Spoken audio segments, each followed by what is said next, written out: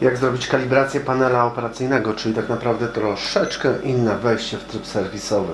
Jeżeli macie problem z panelem, żółty 1, 9, 9, 3, raz, 2, 3, 4, 5 i jesteście w Self Diagnostic Mini, czyli w troszeczkę innym sposobie ustawiania kopiarki.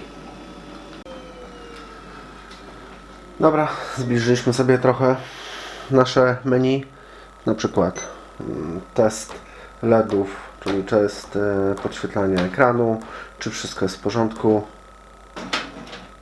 Czarny, czerwony, niebieski. Znaliście tę funkcję? Bardzo fajna sprawa. Natomiast kalibracja ekranu, czy na pewno? No na pewno, ok.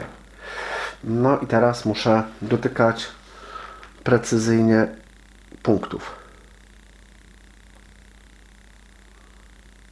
Dotykamy sobie wskazanych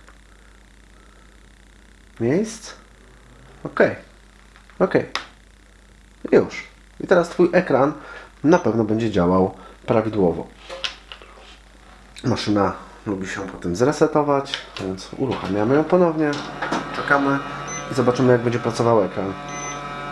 Czysta precyzja. Bez żadnego problemu.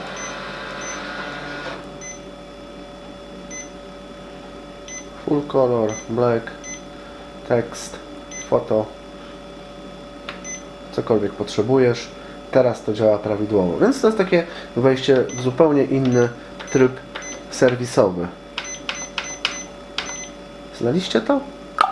Jest jeszcze oczywiście innych kilka fajnych ustawień, no ale to już jest temat na zupełnie inny film. Pozdrawiam.